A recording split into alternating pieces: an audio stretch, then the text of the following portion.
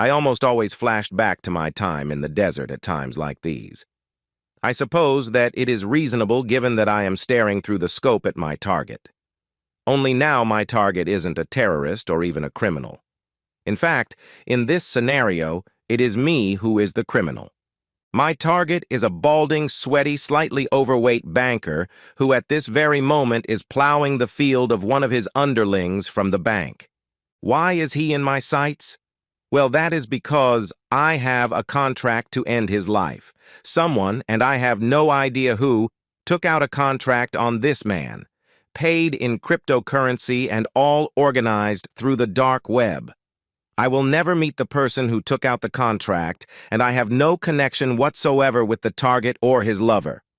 By the time any law enforcement is alerted, I will be long gone, and I am very good at making sure that I don't leave any traces that could point back to me. I watched through my scope for a while longer. I'm not a voyeur, but I like to ensure that I get a clean kill, so I need to wait until that certain moment when he holds still. I also think it's poetic that his moment of death should coincide with that moment that the French call la petite mort. It always amuses me. I panned my scope around a little, taking in what little of the room I could see through the window. There was nobody else other than the copulating couple. I looked at her. She was quite a prize. The contract had specifically said that she must not be harmed, and she wouldn't be, at least not physically. I could not predict what having her lover's head explode at the point he emptied his into her would do to her psyche. I think having intimacy might be a trigger for her in the future. I took a second to look around me. It does no good to get so fixated on your target that you yourself are in danger. I don't have a spotter or backup. It's just me, so I must ensure that my position is secure. And it is. I am on the rooftop of a building across the street from the hotel the cheating couple is using. Back to the scope, and I can tell he is close to finishing. I settle once more, checking that nothing has changed with the conditions, and, at the moment, he arches his back, shouting out his climax. I pull the trigger. I am moving before she starts to scream, and by the time any law enforcement is around, I am already several miles away. I store my gear in one of the several storage locations I have around the city, each in a different name and prepaid in cash, before heading home. During my journey, I once again contemplate how I got here. How is it that I am now a hitman, specializing almost exclusively in taking out cheating spouses? Well, the shooting part is easy. I was always good with a rifle. From being a young boy and hunting on the farm, I have had an affinity with guns, particularly rifles, which meant I could make shots that astounded everyone else. It was almost instinctive. When I signed up for the Marines and subsequently in sniper school, they taught us all about trajectories, wind resistance, ballistics, and all kinds of other science. I learned it all. I just didn't need it. I could make a shot by eyeball that many snipers couldn't make even with all their calculations and computers. It was just a natural, instinctive ability. There was no doubt that I would have gone on to great things in the Marines. But then something happened that changed my life forever, and was the reason why I specialized in cheating spouses. You guessed it, a cheating spouse. Gabrielle was a girl of French descent, a petite, dark-haired woman we met in a bar in the town when we were taking some R&R. She was lively and engaging, and had a body that engendered all kinds of impure thoughts. She was with us for the entire evening, and I and my best friend Bobby took turns in dancing with her. By closing time, it was obvious that there was something between her and Bobby, and with a rueful grin I did the only thing a best friend could do. I wished him luck, and returned to the base alone. After that, every time we went into town, they were inseparable. I would either start the evening as a third wheel, trying to find my own company as the night wore on, or occasionally she would bring a friend to keep me company while she and Bobby amused themselves with each other. I was surprised, though, when after only knowing her for 3 months, Bobby came to me to show me the ring he had bought for her. Wow, Bobby, that's some rock. Are you sure you are ready for this? He grinned at me. When you know, he said, affecting the pose of an old wise man. "I'm not going to let her get away." The look in her eye when Bobby got down on one knee in the bar that night gave me pause for thought. I had expected that she would be excited and happy, but there was an instant of calculation on her face before she showed the expected emotion. I didn't say anything to Bobby because I didn't want to spoil his moment, but I did wonder. I arranged the bachelor party since I was the best man, and even though I say so myself, it was epic. There were all the ingredients. The 3 Bs were present. Buddies, half the platoon turned out booze. We had to pour Bobby back into his bunk that night, and he had little memory of what had gone on, and broads. Of course, there were strippers. It was mandatory. I did, however, make sure to protect Bobby's virtue, and made sure that nothing untoward happened with or to him. I had previously spoken with Gabrielle when I was organizing the party to ask her for boundaries. If she had said no strippers, there would have been none. I didn't want Bobby divorced before he was even married. The wedding was a small affair, with her parents, some of her friends, and a few of the guys in our platoon. I was, as I said, best man. 2 months later, we were deployed back into the desert on a 3-month tour. I will remember that patrol for the rest of my life. We were tasked with searching a village where we thought there may have been some insurgents. I, with my spotter, had already scouted and found a location where I could provide overwatch for the guys. It wasn't a perfect situation as there were some places I still couldn't see, but it was the best available. Bobby had seemed out of sorts all day. He seemed overly eager to get out there and was brusque with everyone, even me, which was unusual. When I asked him what his problem was, he just grinned at me and said he was just eager to get going. Bobby never made it back from that patrol. I didn't see what happened as his position wasn't visible from my observation point, but his team told me that when they had made contact with the enemy, Bobby had just stood up and shouted something like, "Come on, you bastards," and rushed towards them firing his M16 from the hip like some kind of James Cagney gangster. He didn't make it 10 feet. As his best friend, I was tasked with packing up his belongings to send back to the U.S., and it was then I found the letter. "Dear Bobby, I know this is a coward's way, but I need to tell you that I have been seeing someone else, and we have fallen in love. I am leaving you so that we can be together. I want you to know that I did love you, but our time apart has shown me that I was not really in love with you, and you deserve more, so it is better that we part ways, and you can find someone to love you as much as you deserve. Please don't think too badly of me. John says that you have another month of your tour left, so by the time you get back I will have moved out of our house. I am not going to ask for anything from you in the divorce, and would love to count you as a friend if you can find it in your heart to forgive me. Warmest regards, Gabrielle." "That selfish woman," I shouted after reading the letter. Now I understood Bobby's behavior, and I resolved there would be payback. I was detailed to accompany Bobby's body back to the U.S., cutting my tour short. We deplaned the coffin, and Gabrielle came over, tears streaming down her face.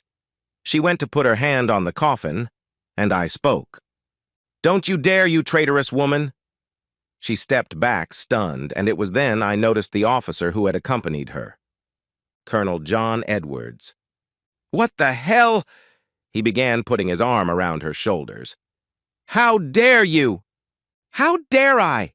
This traitorous woman dropped a Dear John letter on a soldier on active duty just before a patrol. What the hell did she think was going to happen when I find out who the low-life scum who she—" "Stand down, soldier," Colonel Edwards snarled. "I didn't know she had sent him a letter. I told her to wait and we—" "You?" I asked incredulously. "You stepped out with one of your men's wives?" "It just—" he began. My first punch caught him in the throat, bringing him to his knees. My kick to his groin took him all the way to the ground, and I punched him 4 more times in the face while he was on the ground before the MPs got to me. My greatest satisfaction was that we were both court-martialed. He for conduct unbecoming and me for striking a superior officer. I spent a year in military prison for the assault before being dishonorably discharged, and he just got kicked out of the service, losing his pension. It took me another year to find her. She had moved to Canada and was living with a French-Canadian businessman. I had no idea what had happened to Colonel Edwards, but he had got lost along the way. I did consider just shooting her from a distance. It would have been so easy. No security, no overwatch, just a woman out in public, like shooting fish in a barrel, but then she would never know what hit her, nor why. I needed this to be more personal, needed her to understand who had killed her and why. In the end, she made it so easy for me. She was out dancing with some friends, clearly still being unfaithful, as the man kissing her was not her French-Canadian businessman. I watched from the bar as he whispered something in her ear, and she nodded before they headed toward the exit. I took myself out of the front door and walked around the bar. I had an idea of where they were going and wasn't disappointed as I saw them heading toward an SUV in the car park.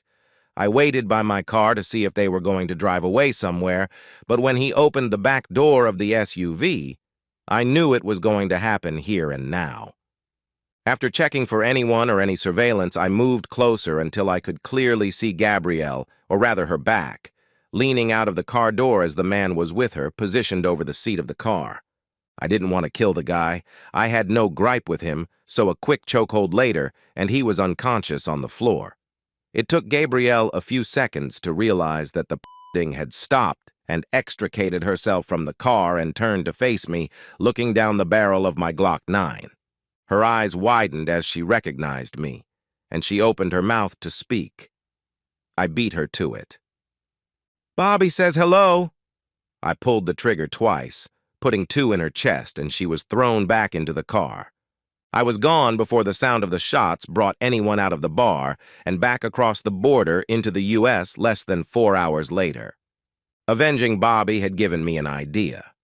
Surely there were any number of people who are, at this very minute, being cheated on. Some of them will want to reconcile, others to divorce. But there will be some who want a more permanent solution to a cheating spouse, and I have the skill set to make that happen. And so I became a hitman, specifically one who targets those who step outside their marriages. It was easy work. Overall, they were ordinary people, had little or no idea they were being targeted, and had no personal protection. I had been plying my trade for about 4 years and made quite a lot of money when I met Juliana. Juliana was the finance manager at a car dealership I had visited when I wanted to buy a new car. She was bright and clever and interesting to talk to. It didn't hurt that she was almost 6 feet tall in her heels, with legs that went on for miles, long jet black hair, and a back to die for. We hit it off instantly, and within half an hour she had accepted a date with me. I won't bore you with the dance that was the courtship.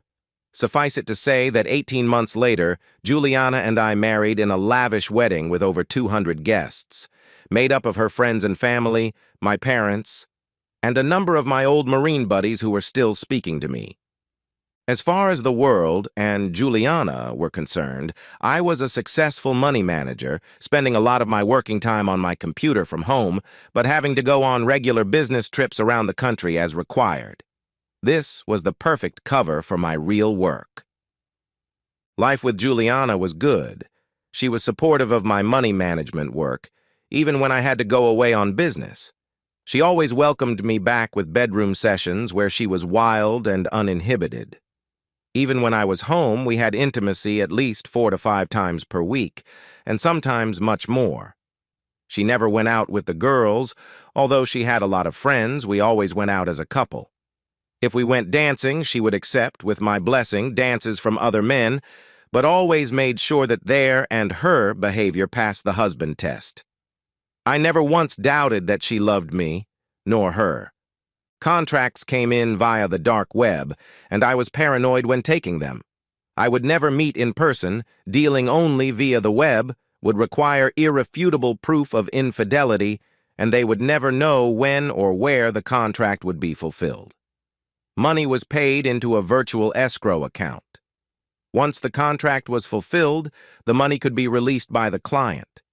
The money could be returned to the client by me if for some reason I could not complete the contract, but so far that had never happened. Since I had no connection at all to any of the victims, law enforcement never got close to me. And because I used virtual currency, even if it could be shown that the person taking out the contract had paid a lump sum out, its destination was completely secure. I killed far more men than women, roughly on a ratio of 10 to 1. When a woman gets cheated on by a man, she wants him dead. More often than not, when a man gets cheated on by a woman, he wants the man that did him dead. Go figure. There were exceptions, of course, but I had no conscience. It was a job. People were willing to pay me and pay me well for my services, and cheaters deserved everything they got.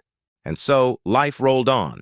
Juliana and I had our first child after we had been married 3 years, and our second only 18 months later. They had a good, stable family life growing up, and were now both at college, which was all paid for. Juliana was a bit of an empty nester and had gone back to work at the car dealership. I worked from home most days with occasional trips out. I had decided that I was going to retire. 1 or 2 more contracts would complete the retirement fund I had been building, and to be honest, was getting tired of the game. I looked at the bulletin board that I used to pick up work and saw there were 2 contracts available, one in the neighboring state and one right across the country. I decided that the pay for the local contract would enable me to call it quits and clicked on the job to start the process for taking the contract. The target was a man by the name of Peter Miller. A picture was enclosed. There was a file listing that he was a group insurance salesman who covered 3 states, including ours, and that he traveled extensively throughout his area. He was married to Janine and had 3 young children, Paul, Mary, and Siobhan. I had private investigator reports showing his liaisons with 4 different women. He was currently on the road, and his itinerary brought him to within 50 miles of where I lived. He would be staying in a hotel for a week. There was no information about him having a woman this close, but it was expected that he had one and that they would be meeting up during his stay. The contract was to watch his hotel, and if he showed up with a woman who was not his wife, to check him out. Permanently. Attached to the contract were pictures of the man himself, his wife, and the 3 kids. I always wondered why they bothered including the pictures of the kids, but they always did. Whoever had compiled the dossier had done their homework. They knew not only what hotel he was staying in, but what room. I Googled the hotel and found that the room he had booked was on the 5th floor on the east side.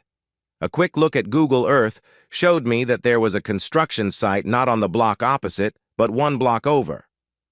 If I could get onto a high enough floor of that unfinished building, I should have an unimpeded view of the east side of the hotel, since the buildings directly opposite the hotel were only 3 stories high.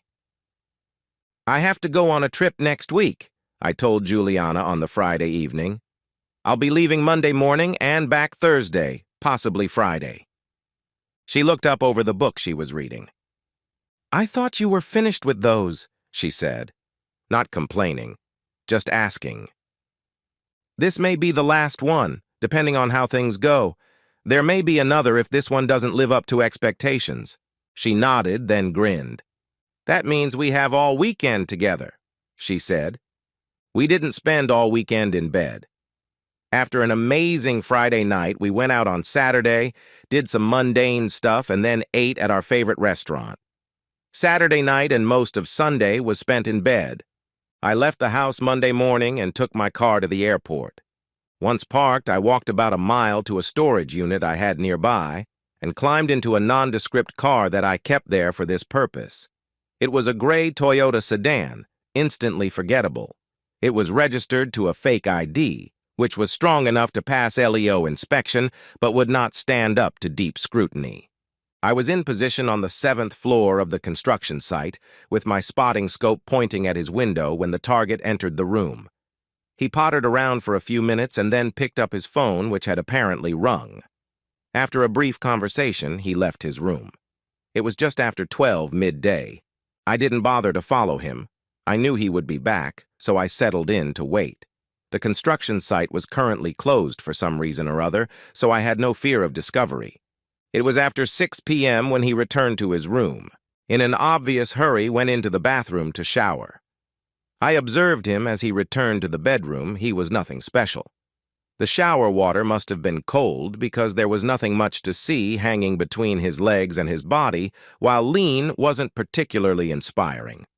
I often wondered what attracted women to men like this, and I decided he must have a good line in chat because it certainly wasn't his physical attributes. After another 30 minutes, he was dressed and then he headed out. I ate some food and settled down to wait for his return. I was certain he would be back, and probably with some woman. I would take pictures to prove his infidelity, then put a bullet through his skull. There was nothing in the contract about killing or sparing the woman, so I wouldn't kill her.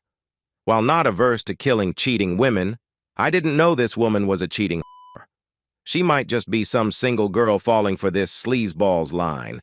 I would have no information, and so she would live.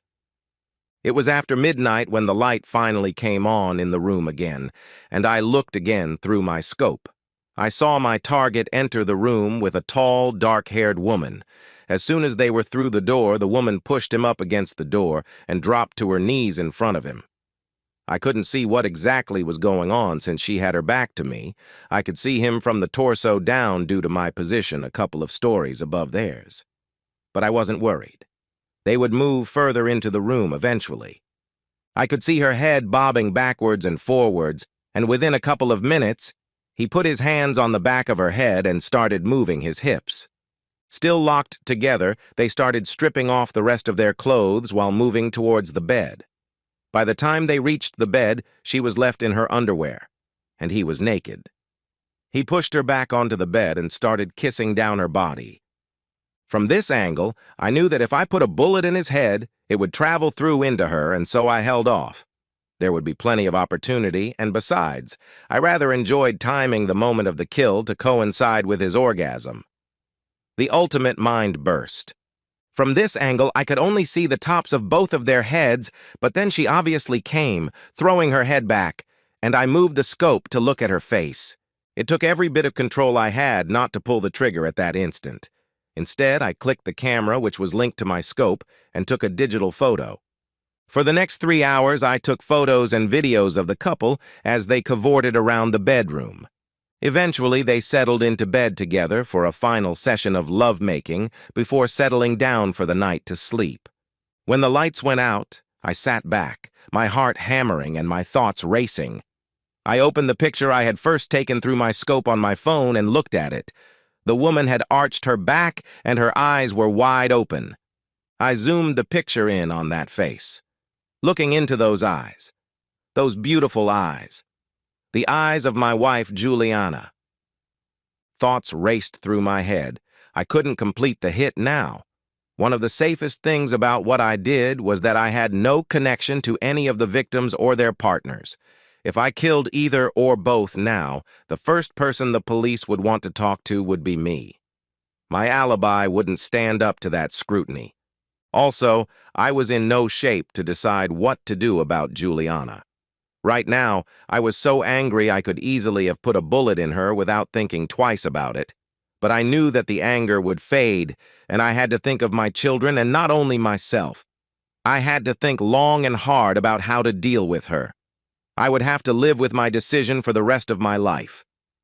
My other thought was that if I returned the contract, someone else might pick it up and be less picky about whether they killed the asshole's partner or not. I also had to consider if this was a setup. Had someone set me up to see my wife cheating with this guy to try and flush me out? I wasn't concerned about law enforcement. They wouldn't have put either of them in my sights, as for all they know I could have taken a shot tonight, but there may be someone else involved. Maybe someone connected to one of my earlier contracts who wanted revenge. No. I needed to fulfill this contract, but do it in such a way as to make it look accidental or natural. No follow-up from LEO, so no blowback on us. Juliana, I would deal with it later. I packed all my kit away and took it all back to the lockup. I wouldn't be using it for this job. While I was in the lockup, I picked up some extra electronic kit, and returning to the hotel, I located both their cars and put a GPS tracker on them. The next morning, after they had both left, Juliana went back to my house and he to go do whatever he was supposed to be doing here. I entered the hotel and using an electronic keycard spoofer, broke into his room. I searched the room, finding nothing unexpected. In his luggage, there were some blood pressure medications and also some Viagra. I then installed a couple of hidden cameras. I had 4 days to fulfill this contract. Since I had told Juliana I wouldn't be back until Thursday or Friday, I didn't need to interact too much with her, although I knew she would call me at some point today.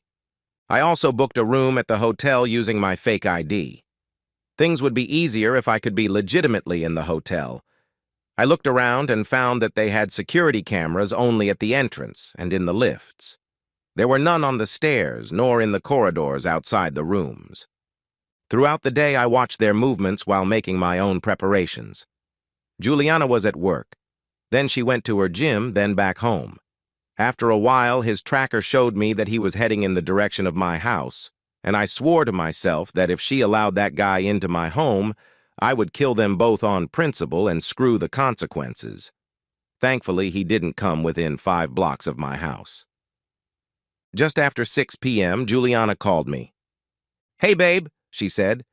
"Hi, honey, I missed you last night. I thought you were going to call." "Sorry. I fell asleep in front of the TV, and by the time I woke up, it was too late," she said without pause. "I figured as much. That's why I didn't disturb you," I said, clenching my fist.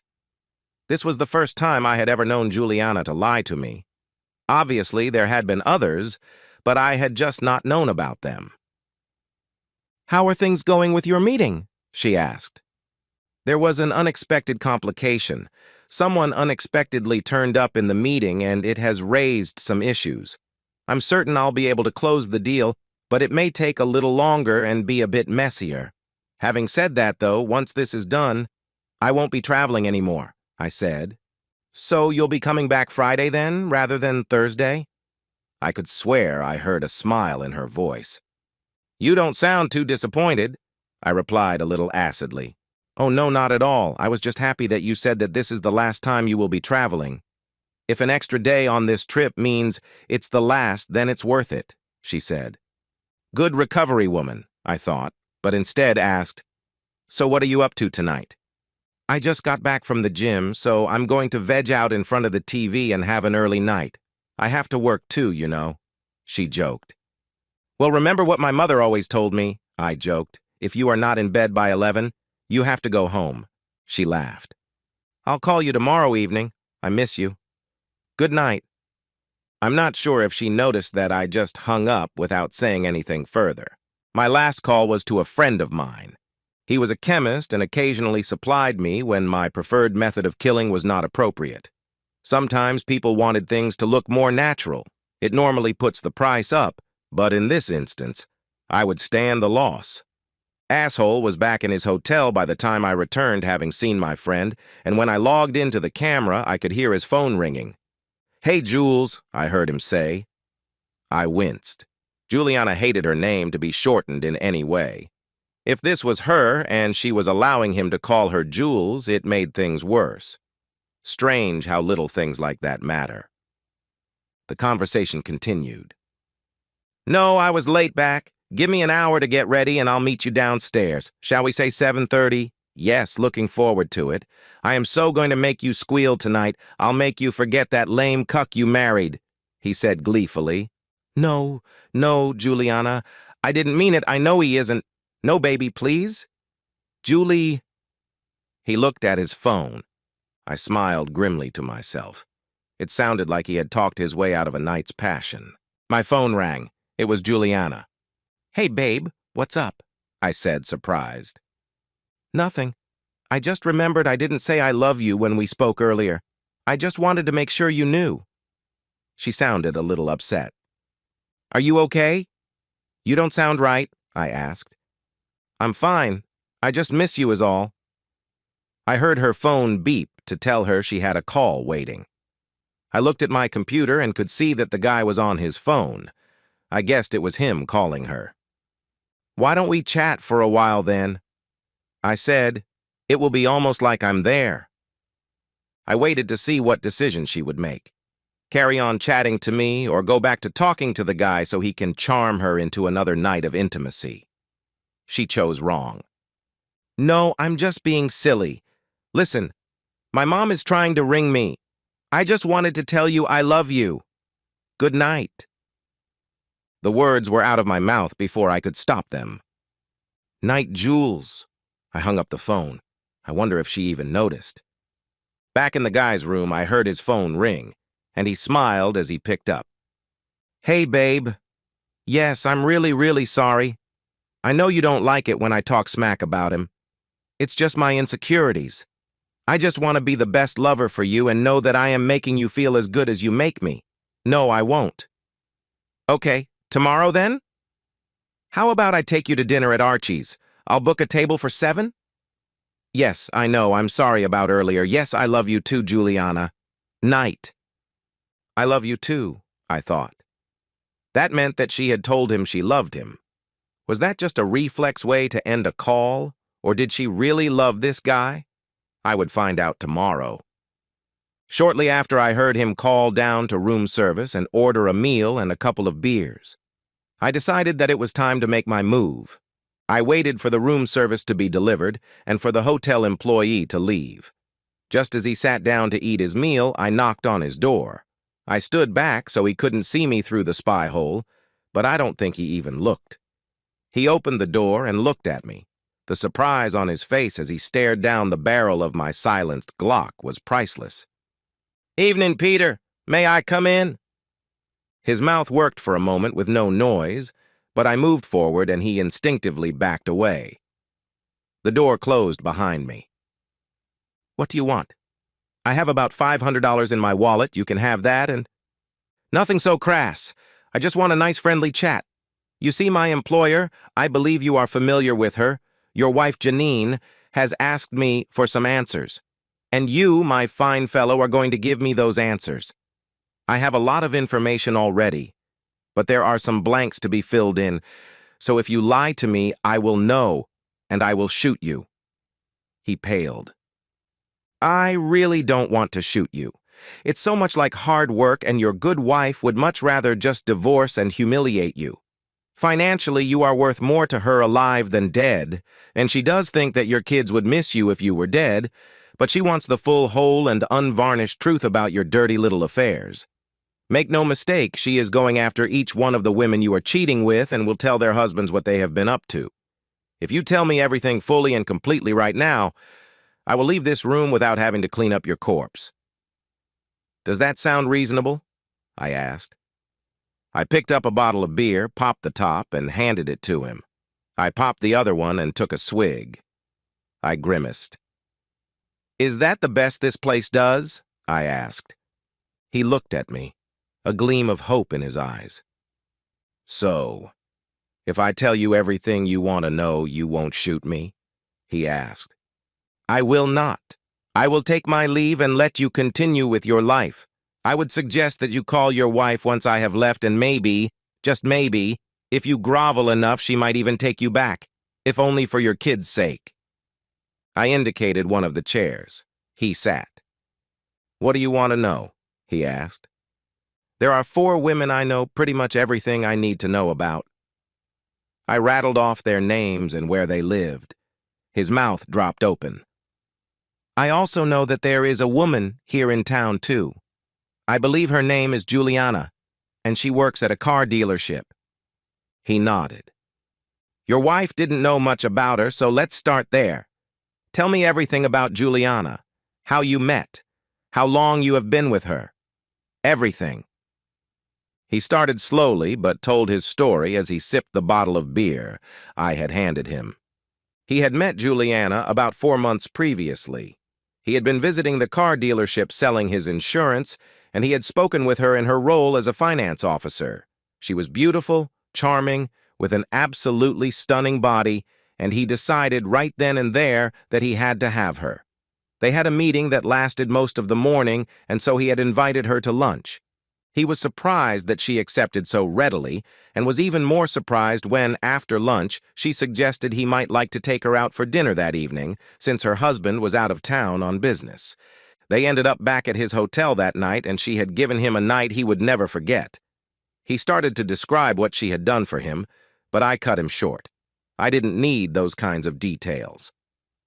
"So, how often did you meet up with Juliana?" I asked. "We met up about 8 or 9 times.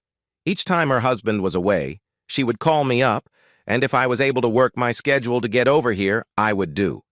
I even canceled dates with my other girls if she called. She was far better than any of them," he said with a grin. He was getting into his story and had momentarily forgotten his situation. He gulped the rest of his beer down and then looked at the empty bottle. "Can I get another?" he asked, indicating the minibar. Slowly, "It would be a shame for me to have to shoot you for a misunderstanding. We seem to be bonding somewhat." He grinned again and went over to get himself another beer. "Want one?" he asked, and I shook my head. He returned to his seat. "So, you say that Juliana made all the moves. Do you know if this was something she did a lot?" "I don't think so, but I'm certain I wasn't her first. There was no guilt. She wouldn't let me say anything bad about her husband, though. In fact, I screwed up tonight and called him a cuck, and she tore me a new one. Otherwise, she would be here now." "Seems strange that would upset her given what she was doing," I said contemplatively. "She compartmentalizes. As far as she is concerned, the Juliana who is the loving wife of her husband, I don't even know his name. She refused to talk about him, is a completely different Juliana that comes over to me. She doesn't see that there is anything to be guilty about since they are two different people." "I'm not sure her husband would see it that way. Mentally, she may feel like two different people, but physically they are one person. It is the mouth he kisses that she wraps around you. I take it you don't use protection?" "No, never. She said we didn't need it. She said she was on the pill," he said. "And what about STDs? Given you are messing with half of the country, did she never even consider that she might bring something nasty home to hubby?" "I'm not sure if it ever even occurred to her. I do get tested regularly, though, and I am clean," he said. That was a small comfort, but I still made a mental note to get myself tested. Peter winced and put his hand to his chest. "Something the matter?" I asked solicitously. "Indigestion. I haven't eaten, and the beers—" He absently rubbed his left arm, and then he gasped. His face went purple, and sweat started to roll off him. He grabbed his chest now with both hands. "Help me," he said. "Peter, look at me," I said. He looked up, his eyes afraid now. He was gasping for breath, and I could see that he hadn't got long left. "You should have stayed away from Juliana, my wife." His eyes widened for a moment and then rolled back as he lost consciousness. It would take him another 10 or 15 minutes to die, and I used that time to make sure there was nothing in the room that would indicate anyone else other than him had been here. I turned the television on, but low, and moved the meal that room service had brought in front of him. When his body was found, it would appear that he had simply had a fatal heart attack whilst eating his dinner and watching TV. Since he was already on blood pressure medication, I was confident that even if they did a full autopsy, they would find enough heart disease to explain the heart attack, especially as he had been using Viagra also, a definite no-no. I checked him again and found he was indeed dead, then checking the corridor outside was clear. I put the "Do Not Disturb" sign on the door handle and returned to my room. It was just after 5:30 p.m. the next day when Juliana called me. "Hey, babe, how was today?" she asked chirpily. "Remarkably good. I resolved one of the outstanding issues, and I am confident I can resolve the last outstanding issue. Listen, I have had an idea. Since this is my last trip out, why don't we fly down to the coast for the weekend? I can meet you at the airport and we can celebrate for the weekend, or maybe even turn it into a longer vacation. I'm sure you have some vacation time owed, but even if not, just tell them you are going. It's not like you need the job." I laughed. Juliana laughed too. "Sounds like a great idea. I'll speak to Barry tomorrow and see what he says. I'll call you tomorrow night, and we can book the flights." "Perfect. So what you up to this evening?" I asked. "Same old. I have some stuff to catch up on, and I'm binge watching. It's really good. Isn't that about a woman having affairs? I hope you are not getting any ideas. She laughed again. It's getting me revved up for when I can get to you again, she said. I watched the time, knowing she thought she had a dinner reservation for 7, and it would take her at least 40 minutes to get there. Listen, babe, the oven just beeped so my dinner's ready. I'll speak to you tomorrow, okay? She said.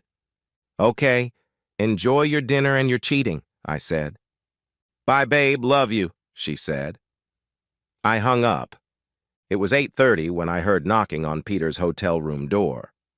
Since I had put the Do Not Disturb sign up, the maids hadn't gone in to service the room, and I guessed that Juliana had gone to the restaurant, waited, and had come to see why she had been stood up.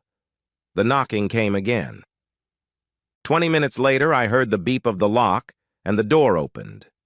A hotel employee came in, followed by Juliana. When they found Peter slumped over, his face in the congealed remains of last night's dinner, the employee rushed over to him. Juliana just stood in the doorway regarding the scene. Is he dead? She asked. The hotel employee felt for a pulse, but it was fairly obvious that he was dead. His body was stiff. Yes, he is dead. Without a word, Juliana turned and left the room. By the time the employee realized she had gone, she was already in the lift, and she left the hotel. The police and EMTs were called, and after poking around the room for a while, they found his medication. The EMTs said that he had had a fatal heart attack given his medical condition, and how they had found him. The police talked to the hotel employee, who told them that they had entered the room at the behest of a woman who had come to visit the man, and they had found him. He didn't know the woman, but had seen her earlier in the week. She had visited previously.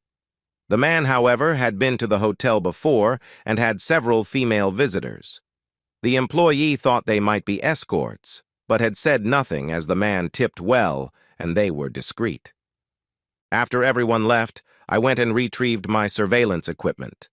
I packed up my gear and, in the morning, I checked out. In the car park, I removed the GPS from Peter's car, which was still parked there. I collected Juliana from the airport on Saturday morning, and we drove to the villa I had rented. She squealed happily when she looked around and saw the private pool with its loungers and said, "I'm going to get changed." "Can we have a few minutes to chat first, Jules?" I asked. Her head snapped round to look at me. "You know I don't like you to call me that," she said. "Why not? You didn't seem to mind when Peter used it?" She paled, but decided to brazen it out. "Who's Peter?" she said. "You know, Peter, the insurance agent. The one you have been intimate with for the last 4 months. The one you were with on Monday night when you said you were so tired that you fell asleep and didn't call me. I don't know who you have been talking to or what you have heard, but," she began. I placed an 8x10 picture on the table between us. It was the one I had taken at first, through my scope with her on her back, her eyes wide, and her mouth in that perfect O. She sank down into her chair. "Oh," she said. "Oh, is that all you got? Oh?" She shrugged. "How long?" I asked. She looked at me levelly. "About 4 months. I take it he wasn't the first?" "Do you really want to do this?" she asked. "Do what? Find out the truth about my wife? Insults? Really? Are you that juvenile? Go on then, get it out of your system. Call me names. Maybe you can find something original to call me and impress me. But before you start, there is something I would like you to know." "And that is?" "Why I did it," she said. I started to say that she did it because she was but then I stopped myself and indicated for her to carry on. "We have been married a long time, haven't we?" she asked. I nodded.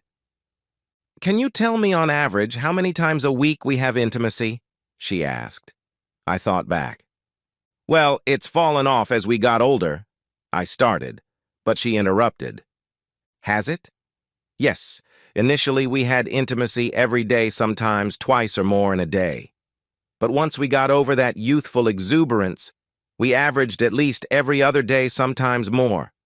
The intimacy was and still is wonderful, and you are still the best lover I have ever had. But then you went on your business trips, sometimes for up to a month at a time.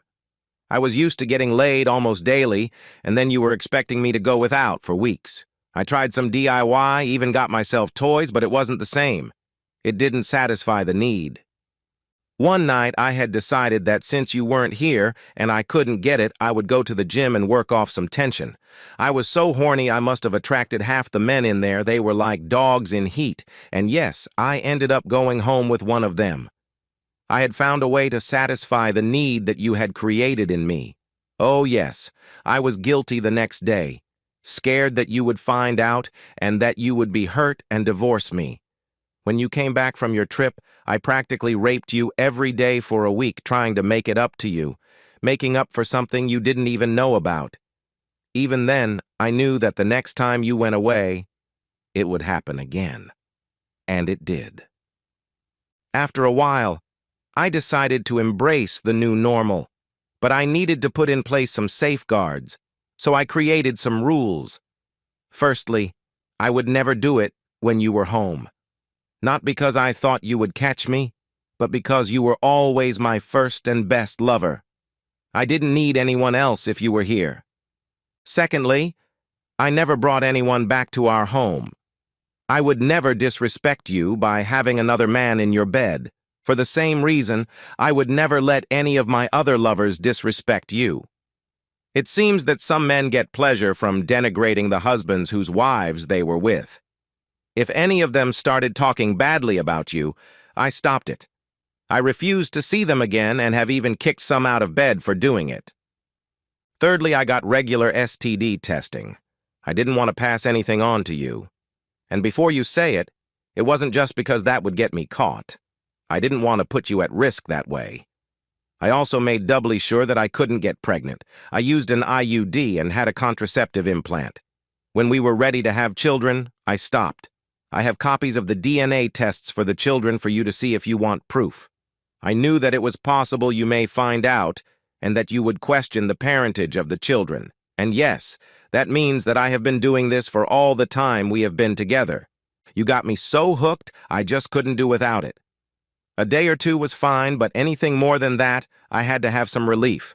That is all it was, scratching an itch. I never had any feelings for any of them. They were flesh toys as far as I was concerned. The only person I have ever loved and been in love with is you. When you told me that this was going to be your last trip, I was overjoyed. Finally, I could have you at home. And to myself, I could stop having to find second-rate substitutes. I wouldn't need them, because I would have the best one at home with me all the time. My days of having to settle for second best were over. It seems rather ironic that what was perhaps my last time with another man would be the time I got caught. Your last time? I said. Those pictures were taken Monday. You said you couldn't go without for more than 2 days, so are you expecting me to believe that you didn't go out the rest of the nights? What about Tuesday, Wednesday, and Thursday? She laughed a little.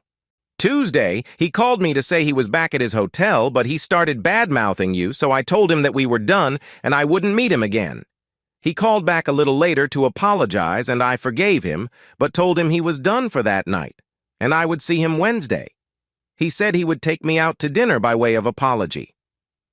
So that call that came in when we were talking on Tuesday, that wasn't your mom? For the first time, she had the decency to look guilty. No, it wasn't. I hated lying to you. Not enough to not do it, I said. Her eyes widened. Wait, you called me Jules on that call. I remember thinking it strange. You knew then, she asked. I was sent the pictures on Tuesday morning.